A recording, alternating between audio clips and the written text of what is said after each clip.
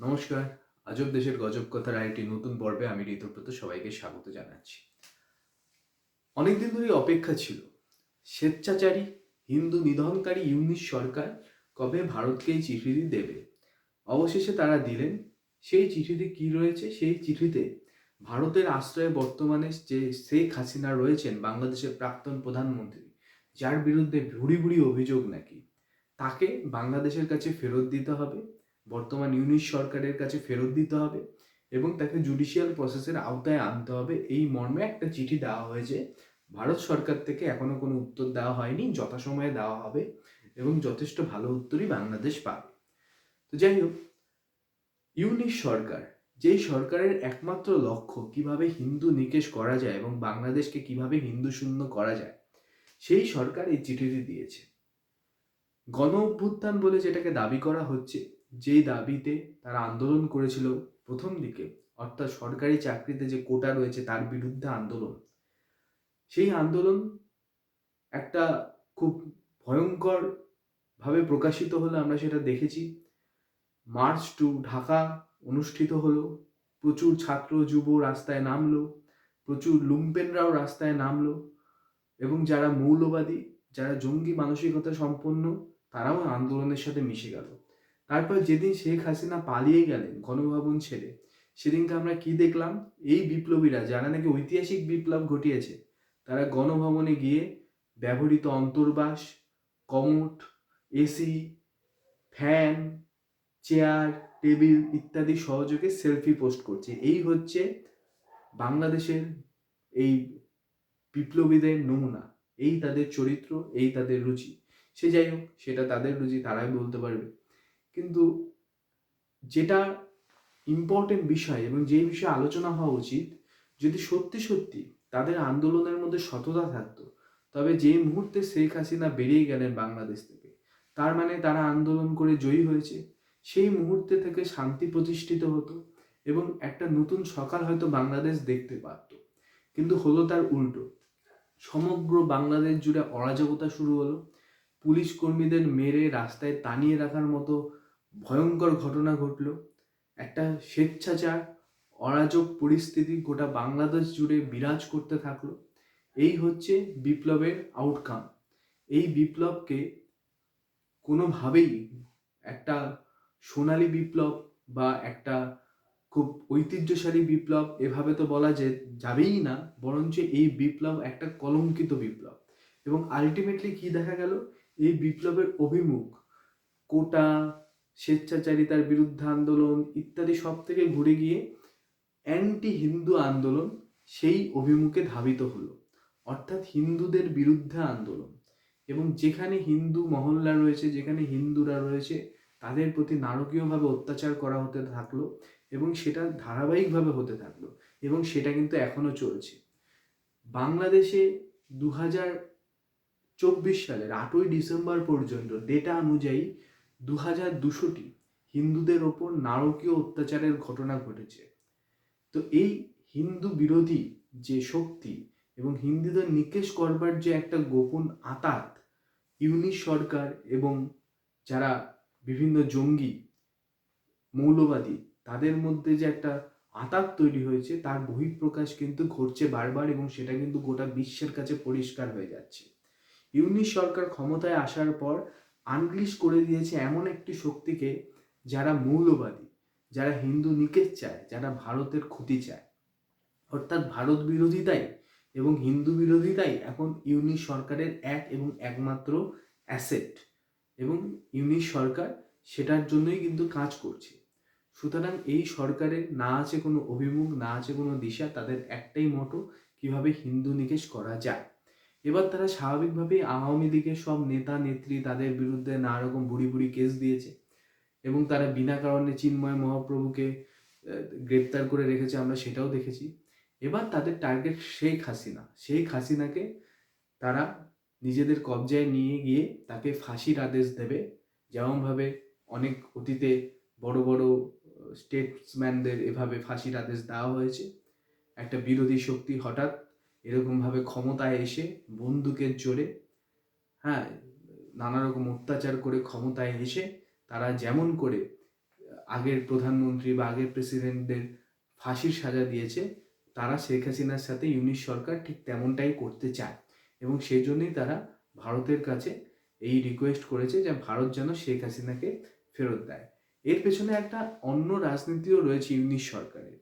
ইউনিশ সরকার actually, ইউনিশ তো খুব ধুরন্ধর লোক এবং তিনি যেটা ভেবেছেন যে যেটা একটা চাপ তৈরি হয়েছে তার উপর, ভীষণ চাপ তৈরি হয়েছে যে হিন্দু নিধন যজ্ঞ অনুষ্ঠিত হচ্ছে গোটা বাংলাদেশ জুড়ে, তাতে একটা রিপারকেশন রয়েছে, তার একটা সমালোচনা রয়েছে, ভারতের কূটনৈতিক চাপ রয়েছে। একই সাথে মায়ানমার সীমান্তে যেভাবে তারা নাকানি চোবানি খাচ্ছে আরাকান আর্মি দ্বারা, সেটারও একটা চাপ রয়েছে, রোহিঙ্গা মুসলমানের ইনফিল্ট্রেশন রয়েছে। এই সব কিছুর মধ্যে বাংলাদেশ যে অত্যন্ত চাপে রয়েছে, সেদিক থেকে নজর ঘোরাতেই একটা চিঠি করে অন্ততপক্ষে বিশ্বের সামনে প্রতিপন্ন করা যে তারাও শিয়ানে লড়ছে এবং তারা শেখ হাসিনাকে যে কোনো মূল্যে নিজেদের দখলে নেবেই, এরকম একটা বার্তা দেওয়ার চেষ্টা করছে ইউনিশ সরকার। এই সরকার হচ্ছে বাতেলাবাজের সরকার। এই সরকার বকতে বেশি ভালোবাসে, এই সরকার কাজকর্ম করতে তেমন ভালোবাসে না, যে যেমন পারে বকে যাচ্ছে। এখন ভারত কোনো উত্তর দিচ্ছে না, কারণ বাংলাদেশ তো তুলনায় খুবই কম শক্তিশালী একটা দেশ। চীন কিছু বললে ভারত উত্তর দেবে, বাংলাদেশ কিছু বললে ভারত কেনই বা উত্তর দেবে। যদি যুদ্ধ হয় তাহলে তো কি পরিণতি আপনারা সবাই জানেন, সেই বিষয়ে তো আর দ্বিতীয়বার বলবার কোনো দরকার পড়ে না। কিন্তু এই যে আমাদের সংবিধানের 51 নম্বর ধারা, ভারত আন্তর্জাতিক শান্তিতে বিশ্বাস করে, একটি শান্তকামী রাষ্ট্র, কিন্তু ভারতের ক্ষমতা রয়েছে। যদি মিলিটারি পাওয়ারের দিক থেকে দেখেন তাহলে ভারত কিন্তু 4 নম্বর ছিল, 3-এ উঠে এসেছে। সুতরাং ভারত কিন্তু বাংলাদেশের থেকে অনেক গুণ বেশি শক্তিশালী। সেই জন্যই হয়তো ক্ষমা সুন্দর দৃষ্টিভঙ্গিতে এখনকার দিনে যে বিএনপি, জামাত, তারপর হচ্ছে ইউনিশ সরকারের কিছু কিছু উপদেষ্টা ভুলভাল বকছেন, তাদের কথার উত্তর ভারত দিচ্ছে না, নো কমেন্ট বলে এড়িয়ে যাচ্ছেন। সে যাই হোক, তো কিন্তু কারোর নিশ্চুপ বা নীরবতাকে দুর্বলতা ভাবলে কিন্তু বিপদ আছে, অন্ততপক্ষে পৃথিবীর ইতিহাস সেই কথাই বলে। ইউনিশ সরকার যে এরকম একটা চিঠি বা ভারতকে করতে পারে তার একটা আভাস পাওয়া যাচ্ছিল, কারণ আইসিটি, ইন্টারন্যাশনাল ক্রাইম ট্রাইব্যুনাল বাংলাদেশে যেটা রয়েছে, সেটা শেখ হাসিনার বিরুদ্ধে অ্যারেস্ট ওয়ারেন্ট জারি করেছে এবং একই সাথে ইন্টারন্যাশনাল ক্রিমিনাল কোর্ট বাংলাদেশ গভর্নমেন্টকে বলেছে, বর্তমানে যে অন্তর্বর্তী সরকার রয়েছে, যে ইন্টারপোলের সাথে সমন্বয় করে কিভাবে শেখ হাসিনার বিরুদ্ধে রেড কর্নার নোটিশ জারি করা যায় সেটা দেখতে। তো এই পরিস্থিতিতে স্বাভাবিকভাবে একটু অক্সিজেন পেয়েছে ইউনিশ সরকার, তারা ভারতের কাছে লেটার দিয়ে দিয়েছে। তো ভারত কি উত্তর দেবে সেটা নির্ভর করছে ভারত কিভাবে স্ট্র্যাটেজিক্যালি এগোতে চাইছে। কিন্তু কোনো অবস্থাতেই ভারত সরকার মনে হয় না শেখ হাসিনাকে ফেরত দেবে, কারণ শেখ হাসিনা কিন্তু ভারতের সাথে সবসময় একটা ভালো সম্পর্ক রেখে চলেছিলেন। এখন ভেতরে কি হয়েছে, যেভাবে খবর প্রকাশিত হয়েছে তাতে মনে হচ্ছিল শেখ হাসিনা ভিলেন, কিন্তু এখন এই যে সরকারের নতুন রূপ দেখছি এবং ইউনিস নিজে কিন্তু স্বীকার করেছেন যে একটা ষড়যন্ত্র রচিত হয়েছিল আমেরিকায় বসে। সুতরাং কতটা শেখ হাসিনা দোষী এবং কতটা তাকে ফাঁসানো হয়েছে সেটা কিন্তু ভবিষ্যৎ বলবে, সেটা ইতিহাস বলবে, সেটার কনক্লুড করার অবস্থায় না আমি আছি না আপনি আছেন। কিন্তু এবার আমরা টেকনিক্যাল দিকে যাই। টেকনিক্যাল দিক মানে ভারত এবং বাংলাদেশের মধ্যে কিন্তু বন্দি প্রত্যর্পণ চুক্তি রয়েছে, এক্সট্রাডিশন ল রয়েছে। সেটা 2013 সালে স্বাক্ষরিত হয়েছিল এবং তখন কিন্তু প্রধানমন্ত্রী শেখ হাসিনাই ছিলেন এবং সেই আহ, চুক্তি অনুযায়ী সেখানে অনেকগুলো আর্টিকেল আছে, কিন্তু একটি ইম্পর্টেন্ট আর্টিকেল সেখানে বলা হয়েছিল যে এমন কোনো যদি অপরাধ সংগঠিত হয় যেটা দুই দেশেই পানিশেবল, তাহলে বন্দি প্রত্যর্পণ করতে হবে।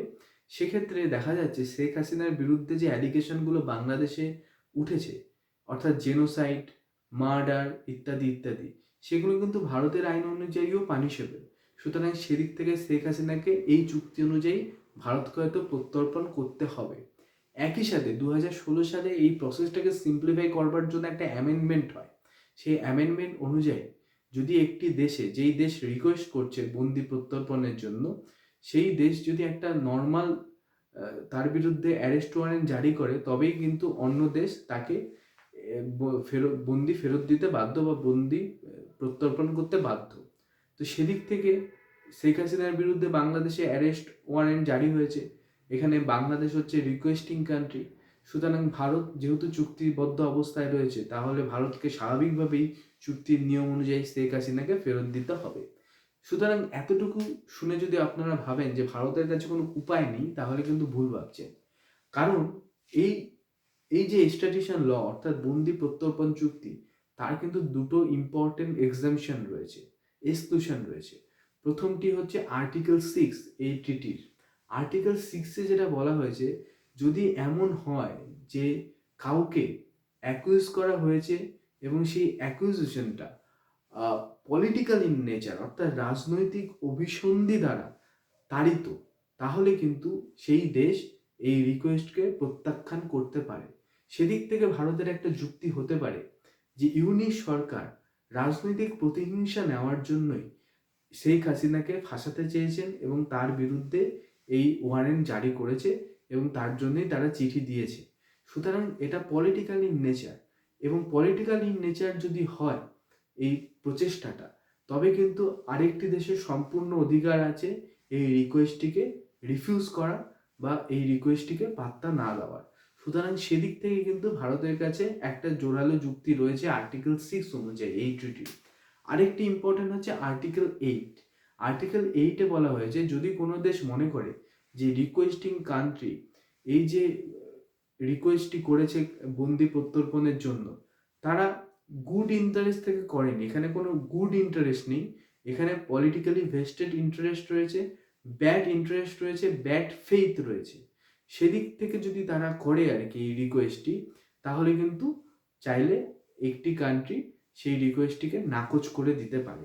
এক্ষেত্রে রিকোয়েস্টিং কান্ট্রি আবার বাংলাদেশ, এবং ভারত বলতেই পারে যে তাদের মনে হচ্ছে যে বাংলাদেশ এই যে অ্যাকুইজিশনটা আনছে শেখ হাসিনার বিরুদ্ধে, এটা গুড ফেইথে আনছে না, এটার মধ্যে একটা পলিটিক্যাল ইনক্লিনেশন আছে, একটা পলিটিক্যাল জুডিশিয়ালি সিস্টেমের মধ্যে তাকে ফেলে দেওয়ার চক্রান্ত রয়েছে, পলিটিক্যাল কনস্পিরেসি আছে। সেহেতু এইটা তারা ডিনাই করছে, এই রিকোয়েস্ট তারা ডিনাই করছে। সেটাও কিন্তু ভারত সরকারের কাছে একটা ইম্পর্টেন্ট পয়েন্ট হতে পারে। অর্থাৎ আর্টিকেল 6 এবং আর্টিকেল 8 এই যে দুটো ট্রিটি রয়েছে, সেখানে এই যে দুটো আর্টিকেল রয়েছে, এই যে ট্রিটির বন্দি প্রত্যর্পণ চুক্তি ভারত এবং বাংলাদেশের মধ্যে রয়েছে, সেখানে যে আর্টিকেল 6 এবং আর্টিকেল 8 রয়েছে, সেই দুটো আর্টিকেল অনুযায়ী কিন্তু ভারত চাইলে এই রিকোয়েস্টকে রিফিউজ করতে পারে। অর্থাৎ এক্সামশনের সুযোগ রয়েছে, এক্সক্লুশনের সুযোগ রয়েছে। তো সম্ভবত মনে হয় ভারত সরকার এই দুটো আর্টিকেলকেই ঢাল হিসেবে ব্যবহার করবে এবং স্বাভাবিকভাবেই শেখ হাসিনাকে হয়তো বাংলাদেশের কাছে ফেরত দেবে না। এবং আরেকটি ইম্পর্টেন্ট কথা, বাংলাদেশে এখন সরকার কোথায়? বাংলাদেশে তো এখন সন্ত্রাসবাদীদের সরকার চলছে। ইউনিশ সরকার ক্ষমতায় থাকতে গিয়ে যে শক্তিকে আনলিশ করেছে, সেটা জঙ্গি শক্তি। কত প্রায় 100-র বেশি জঙ্গিকে ছেড়ে দেওয়া হয়েছে, যারা সবাই খুব ফেরোসিয়াস টেরোরিস্ট, তাদেরকে ছেড়ে দেওয়া হয়েছে। তো এই সরকার জঙ্গিদের সরকার, এই সরকার মৌলবাদের সরকার। এমন সরকারের কাছে একজন বন্দীকে প্রত্যর্পণ করবেই বা কেন? সুতরাং বাংলাদেশে একটা স্টেবল গভর্নমেন্ট তৈরি হোক, তারপর দেখা যাবে। ভারত সরকারের এটাও যুক্তি হতে পারে। তো কি যুক্তি ভারত সরকার দেয়, সেটা আগামী 2-3 দিন তার মধ্যেই পরিষ্কার হয়ে যাবে।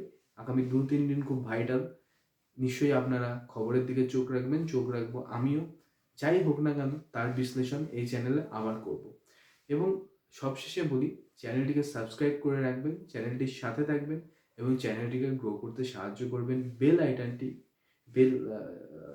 আইকনটি অবশ্যই ক্লিক করে রাখবেন, যাতে করে আপনারা নোটিফিকেশনগুলো প্রপার টাইমে পেয়ে যান। ধন্যবাদ, ভালো থাকবেন। আজকের প্রতিবেদন এতটুকুই। শুভরাত্রি।